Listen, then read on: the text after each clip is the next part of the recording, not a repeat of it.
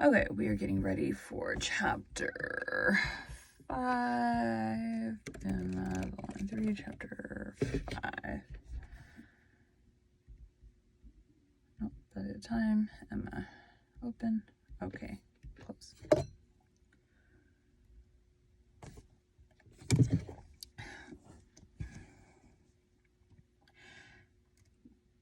Welcome to Bite at a Time Books, where we read you your favorite classics one bite at a time. My name is Bree Carlisle, and I love to read, and wanted to share my passion with listeners like you.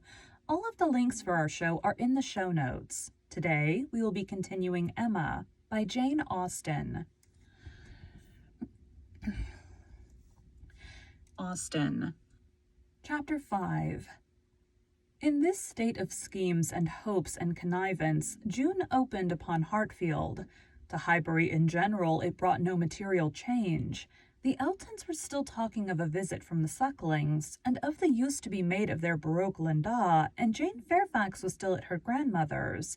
And as the return of the Campbells from Ireland was again delayed, and August, instead of midsummer, fixed for it, she was likely to remain there full 2 months longer, provided at least she were able to defeat Mrs. Elton's activity in her service, and save herself from being hurried into a delightful situation against her will. Mr. Knightley, who for some reason best known to himself, had certainly taken an early dislike to Frank Churchill, was only growing to dislike him more. He began to suspect him of some double dealing in his pursuit of Emma. That Emma was his object appeared indisputable. Swallow.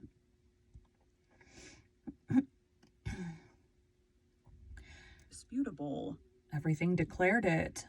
His own attentions, his father's hints, his mother-in-law's guarded silence. It was all in unison. Words, conduct, discretion, and indiscretion told the same story. But while so many were devoting him to Emma, and Emma herself making him over to Harriet, Mr. Knightley began to suspect him of some inclination to trifle with Jane Fairfax. He could not understand it, but there were symptoms of intelligence between them. He thought so, at least.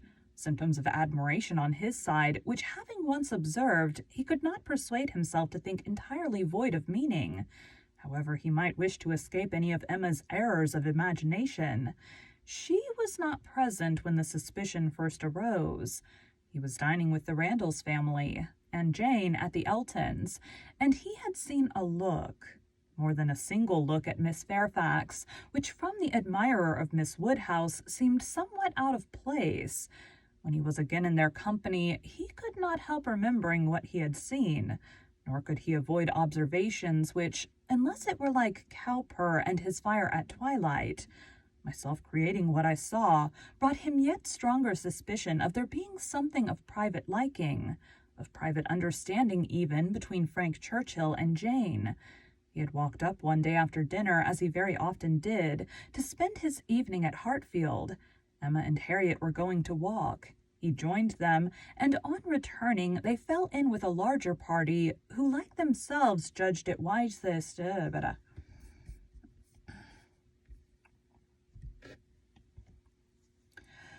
going to walk. Harriet were going to walk.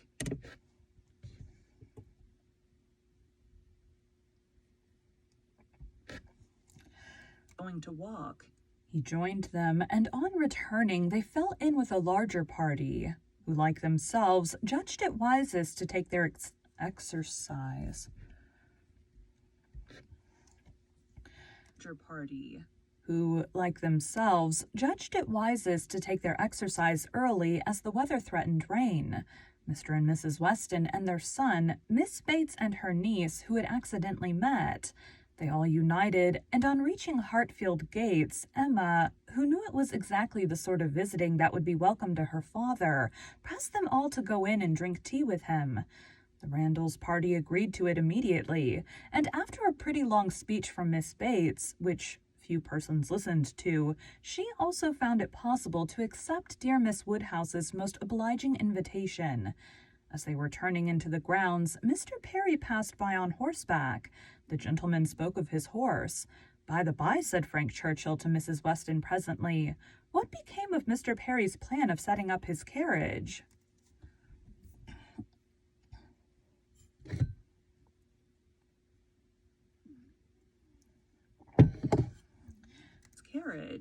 Mrs. Weston looked surprised and said, "I did not know that he ever had any such plan.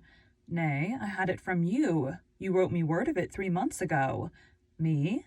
Impossible!" "Indeed you did. I remember it perfectly. You mentioned it as what was certainly to be very soon. Mrs. Perry had told somebody and was extremely happy about it. It was owing to her persuasion, as she thought his being out in bad weather did him a great deal of harm. You must remember it now." "Upon my word, I never heard of it till this moment." "Never? Really never? Bless me, how could it be? Then I must have dreamt it, but I was completely persuaded. Miss Smith, you walk as if you were tired. You will not be sorry to find yourself at home. What is this?" "What is this?" cried Mr. Weston. "About Perry and a carriage? Is Perry going to set up his carriage, Frank? I am glad he can afford it. You had it from himself, had you?" "No, sir," replied his son, laughing. "I seem to have had it from nobody. Very odd. I really was persuaded of Mrs. Weston's having mentioned it in one of her letters to Enscombe, many weeks ago, with all these particulars. But as she declares she never heard a syllable of it before, of course it must have been a dream." "Been a dream?" "I am a great dreamer. I dream of everybody at Highbury." "Been a dream?" "I am a great dreamer. I dream of everybody at Highbury when I am away, and when I have gone through my particular friends, then I begin dreaming of Mr. and Mrs. Perry." "It is odd, though," observed his father, "that you should have had such a regular connected dream about people whom it was not very likely you should be thinking of at Enscombe. Perry setting up his carriage, and his wife's persuading him to it out of care for his health. Just what will happen, I have no doubt, some time or other, only a little premature. What an air of probability sometimes runs through a dream, and at others, what a heap of absurdities. Through a dream, and at others, what a heap of absurdities it is. Well, Frank, your dream certainly shows that Highbury is in your thoughts when you are absent. Emma, you are a great dreamer, I think." Emma was out of hearing. She had hurried on before her guests to prepare her father for their appearance, and was beyond the reach of Mr. Weston's hint. Miss Bates. Long chatty thing. Hint. "Why, to own the truth," cried Miss Bates, who had been trying in vain to be heard the last 2 minutes, "if I must speak on this subject, there is no denying that Mr. Frank Churchill might have— I do not mean to say that he did not dream it. I am sure I have sometimes the oddest dreams in the world, but if I am questioned about it, I must acknowledge that there was such an idea last spring, for Mrs. Perry herself mentioned it to my mother, and the Coles knew of it as well as ourselves, but it was quite a secret, known to nobody else, and only thought of about 3 days. Mrs. Perry was very anxious that he should have a carriage, and came to my mother in great spirits one morning because she thought she had prevailed. Jane, don't you remember Grandmamma's telling us of it when we got home?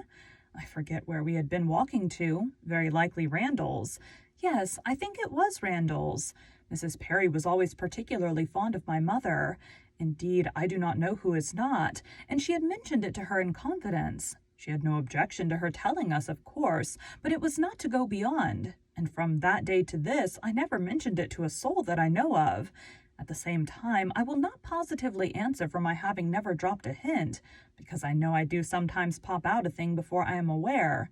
I am a talker, you know. I am rather a talker, and now and then I have let a thing escape me which I should not. I am not like Jane. I wish I were.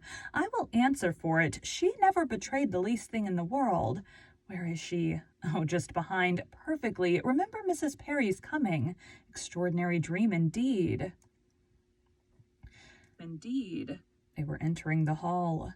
Mr. Knightley's eyes had preceded Miss Bates's in a glance at Jane. From Frank Churchill's face, where he thought he saw confusion suppressed or laughed away, he had involuntarily turned to hers. But she was indeed behind and too busy with her shawl. Mr. Weston had walked in. The 2 other gentlemen waited at the door to let her pass. Mr. Knightley suspected in Frank Churchill the determination of catching her eye. He seemed watching her intently. In vain, however, if it were so. Jane passed between them into the hall and looked at neither.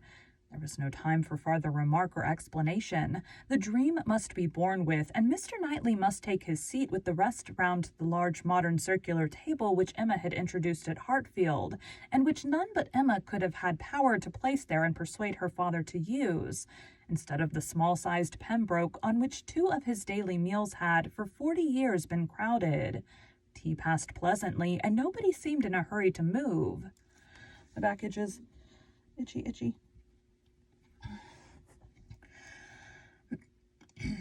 To move. Miss Woodhouse, said Frank Churchill after examining a table behind him which he could reach as he sat. Have your nephews taken... As he sat. Have your nephews... that is right. As he sat. Have your nephews taken away their alphabets? Their box of letters? It used to stand here. Where is it? This is a sort of dull-looking evening that ought to be treated rather as winter than summer. We had great amusement with those letters one morning. I want to puzzle you again.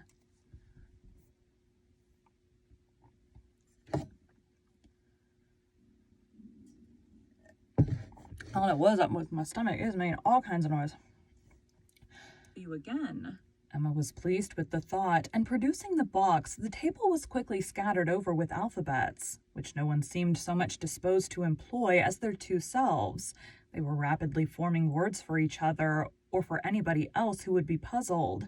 The quietness of the game made it particularly eligible for Mr. Woodhouse, who had often been distressed by the more animated sort, which Mr. Weston had occasionally introduced, and who now sat happily occupied in lamenting with tender melancholy over the departure of the poor little boys, or in fondly pointing out, as he took up any stray letter near him, how beautifully Emma had written it.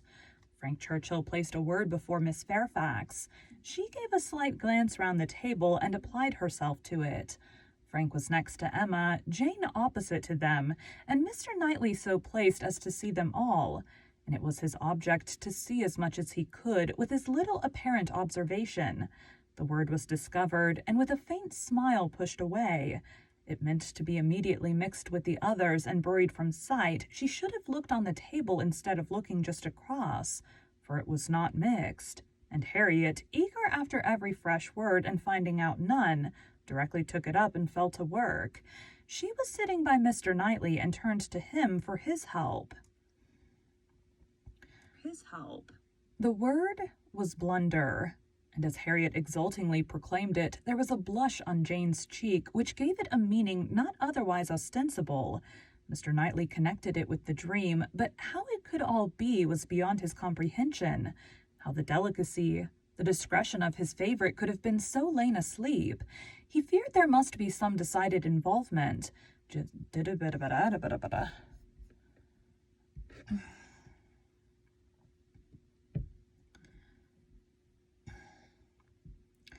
That's what the issue was. All right, point it out my mouth. Lock it in place. Don't look at it.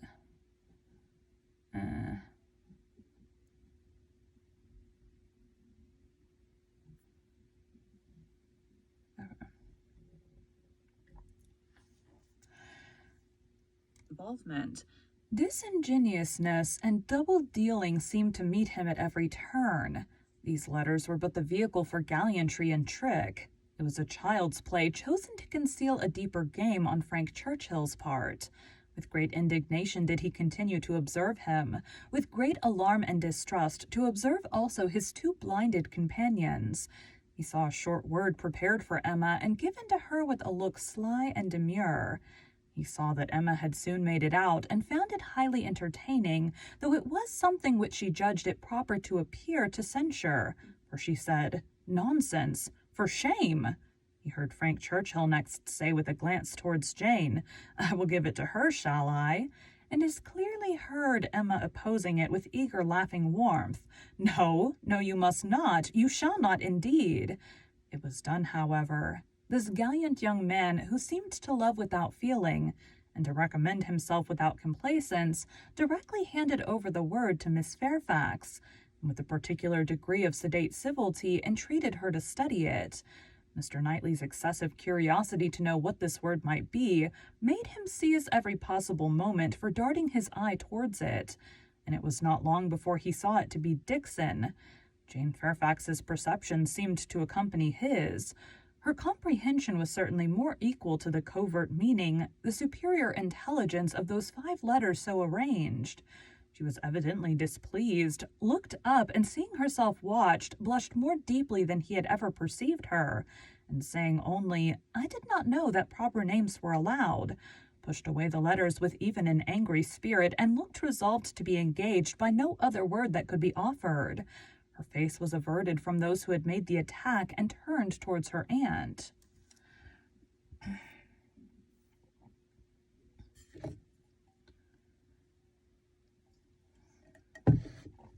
Her aunt.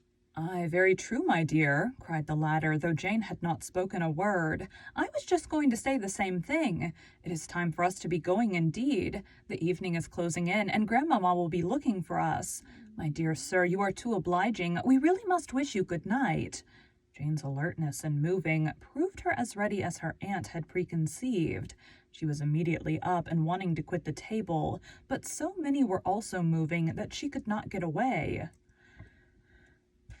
Excuse me. Get away. And Mr. Knightley thought he saw another collection of letters anxiously pushed towards her and resolutely swept away by her unexamined. She was afterwards looking for her shawl. Frank Churchill was looking also. It was growing dusk, and the room was in confusion, and how they parted Mr. Knightley could not tell. He remained at Hartfield after all the rest, his thoughts full of what he had seen. So full that when the candles came to assist his observations, he must, yes, he certainly must, as a friend, an anxious friend, give Emma some hint, ask her some question. He could not see her in a situation of such danger without trying to preserve her. It was his duty.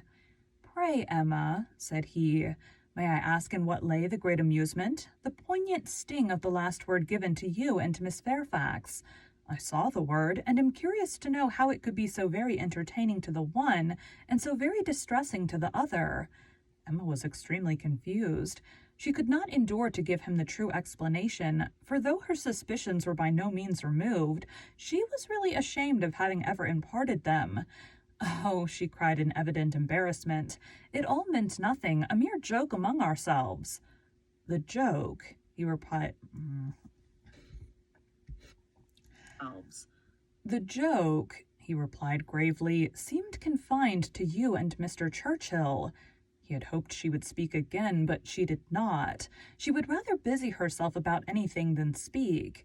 He sat a little while in doubt. A variety of evils crossed his mind. Interference, fruitless interference. Emma's confusion and the acknowledged intimacy seemed to declare her affection engaged.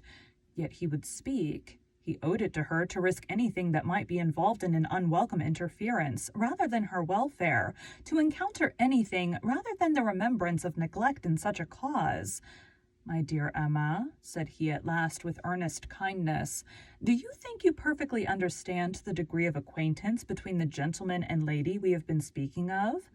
Between Mr. Frank Churchill and Miss Fairfax? Oh, yes, perfectly. Why do you make a doubt of it?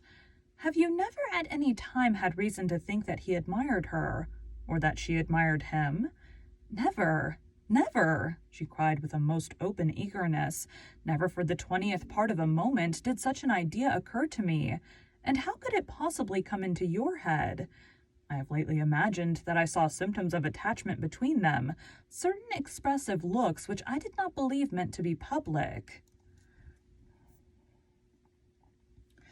"Public? Oh, you amuse me excessively. I am delighted to find that you can vouchsafe to let your imagination wander, but it will not do. Very sorry to check you in your first essay, but indeed it will not do. There is no admiration between them, I do assure you, and the appearances which have appearance? What is an appearance? Assure you. And the appearances which have caught you have arisen from some peculiar circumstances. feelings, rather, of a totally different nature it is impossible exactly to explain.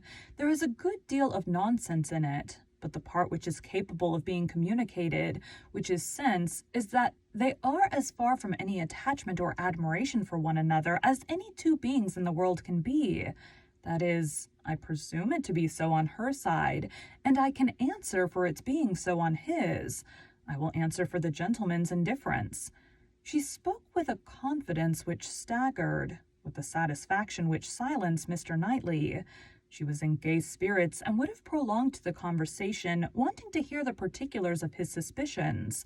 Every look described, and all the wheres and hows of a circumstance which highly entertained her.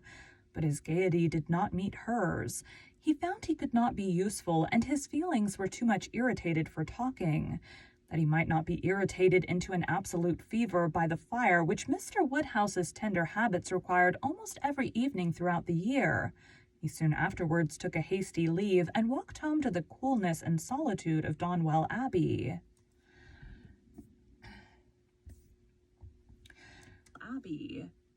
Thank you for joining Bite at a Time Books today, while we read a bite of one of your favorite classics. All of the links for our show are in the show notes. We are part of the Bite at a Time Books Productions Network. If you ever wondered what inspired your favorite classic novelists to write their stories, what was happening in their lives or the world at the time, check out Bite at a Time Books, Behind the Story, Tuesdays wherever you listen to podcasts. Again, my name is Bree Carlisle, and I hope you come back tomorrow while we take the next bite of Emma. It's a longer chapter than I thought it was going to be. Like almost 18 minutes. Thanks, guys.